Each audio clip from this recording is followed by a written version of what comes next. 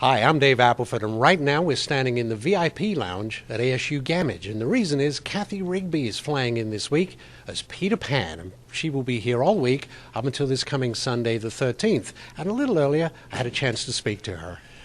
Good morning, Cathy. This is terrific to speak to you. Good morning. I'm thrilled to be here. It's wonderful. Now, you have surpassed the performances that Mary Martin did as Peter Pan over the years, obviously because the longevity, you've done it so often now, and I'm sure it's quite second nature to you. But my question, I guess, is how do you keep it fresh night after night? Is there something that you draw on particularly? Oh, I think as the years have gone by, I've realized that the more honest and spontaneous and less effort you put into trying to become a little boy, the more you become that. It's like kids playing. I try to look at it as if I were a child at play, where they are capable of believing anything's possible. They are if you've ever watched a child play with little toys, and they're talking to themselves and they're going back and forth, they don't try at being the character. They just are. Right. Their acting is the best ever, and I just find that I love it more. I am more spontaneous. I don't think about having to be a boy, but just become that character, and that makes it really fun. Right. And the same with the flying. I've done it so much that I don't have to think about it anymore. I don't have to worry about, if I'm in the right position or if the people who are helping me fly are going to put me down at the right time. We've worked together so long that it's more of a joy to play. It's not difficult to keep it fresh. Right. And I don't know if I've ever played a role that I have to, that I don't have to work out so hard. But for every 2 hours a night, I just get to be a kid. Yeah. Well, think back when you first started this. This was, what was it, almost 30 years ago, perhaps? Yeah. And you're playing a boy, and also you're playing a boy with an accent. Yes. Do you remember how that felt the very first time? Because I have heard that you're painfully shy. Is that still true today? That's not so true today, but I was when I first started, and obviously having an English accent. I didn't always play it with an English accent, but I felt that the dialogue and the way Sir James Barrie wrote this, that it became a better show if you could put it in the time period and with the accent to make it just more authentic. Right. Now, you mentioned the flying, and again, I think you said in your own words, there tends to be second nature because you've done it so often now. But over the years, have there ever been any mishaps? Anything that just you think that, whoa, I hope that never happens again? Yes, I've had a few. Well, not so much with the people that I fly with now.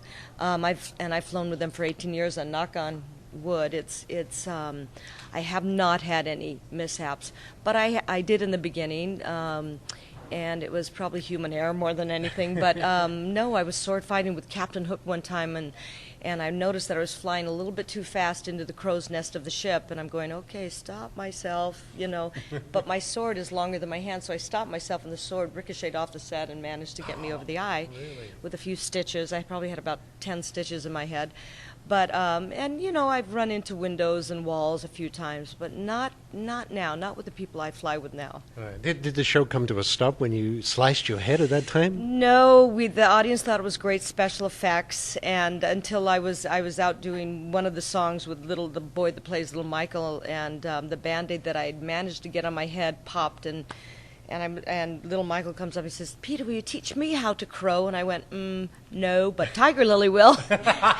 And so I finished the show with some bandages on my head, and the audience was going, "Oh, this is a little too realistic," but I managed to make it through the show. Right. I saw the show about 23 years ago, around 1990 or so in Charlotte, North Carolina.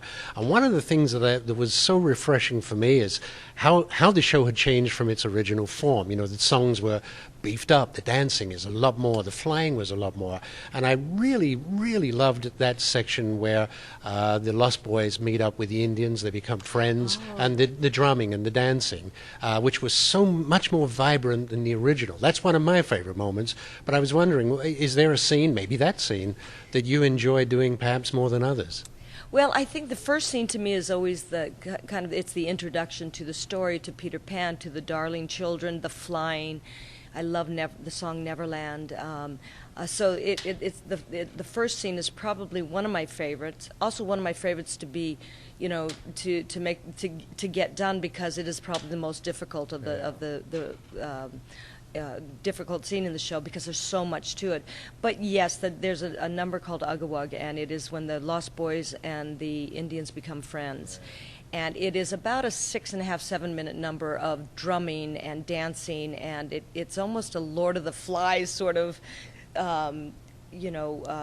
moment when they start at this level and it grows, and by the end of it, and you're drumming and you're jumping, and the audience goes crazy, and it's really, and it's one of the harder numbers I had to learn, because I had to learn how to drum.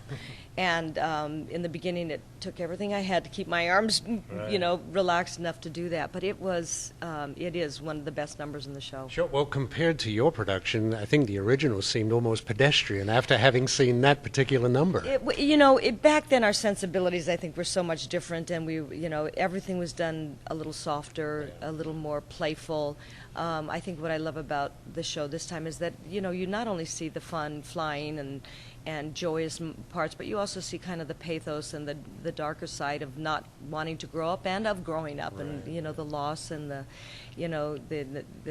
when there's a scene at the very end when Wendy has grown up and Peter is not happy about it. He thought she would come back and come back to Neverland with him, but she has a daughter named Jane, and Jane says, "Oh, Mom, I want to go with Peter and fly to Neverland." And grown up Wendy says, "Oh, if only I could go with you." And Peter says, "You can't, Wendy, you're too grown up." And everybody over a certain age goes, "Oh, I want to go." I think I did that too. I want to go with them, I hope I got the dates right. 1997, you were inducted into the, was it the International? The Gymnastic Hall of Fame, yeah. Right, and I was wondering, now, of course, your career is theater, because you've been on Broadway, you did Zoozical, the musical as well.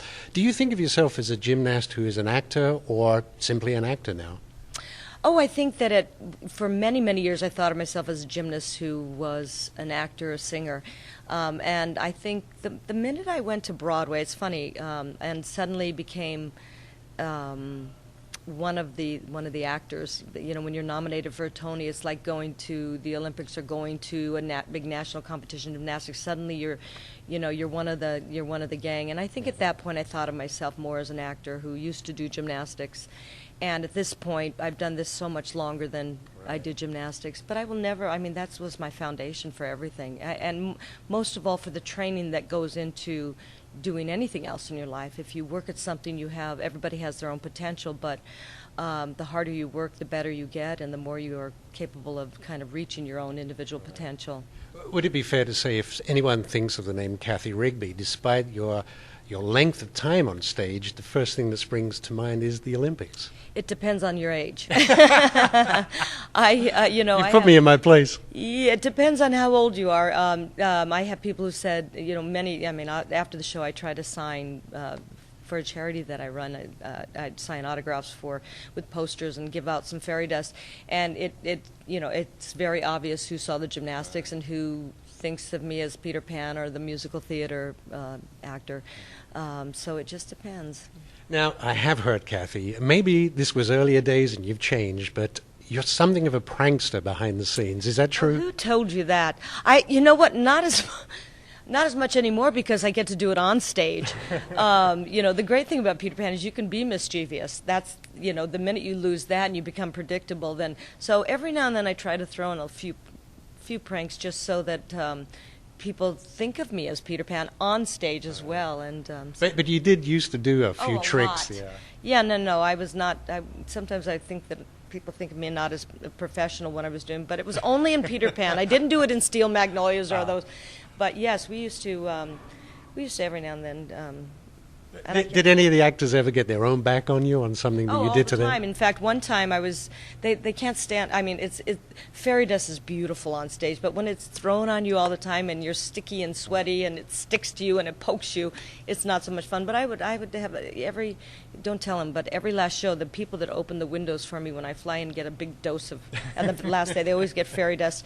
But one time I was hauled up like a human piñata, and everybody got the chance to throw fairy dust on me after the show. So that was, payback. Well, my last question, really, Cathy, is regarding the ensembles. And you've done the show for many years, and so you're the one consistent thing while those around you come and go. Does it get to the point where you do miss people that you've got used to seeing time after time?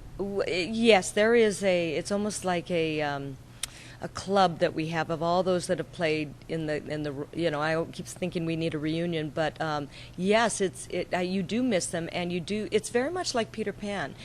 Peter has everything. He flies, he goes to Neverland, he doesn't have to grow up, but the one thing he doesn't have is the consistency of a family, the same friends. They all grow up on him. Right. And I think one of the things that fortunately, theater is a small world, so I do get to see quite a few of the people. But what is most funny is to see the young Michael grow up to be a high school student, and the Lost Boys become the other characters, that come and audition for us for Smee or for, one of the older pirates. It's very strange to see that. So the circle of theater continues. Circle of theater, it does. Yeah. It does, and many times they will come and do other shows for us. And I've worked with people, like you say, in Seussical that have also done Peter Pan or have done Molly Brown or some of the other shows. It's this very small world. Well, much success for the rest of the week. You're here in Tempe until, I think it's Sunday, isn't it? 18th. So best of luck. I hope everything goes well, and it's a pleasure to meet you. You too. Thank you so much for doing this.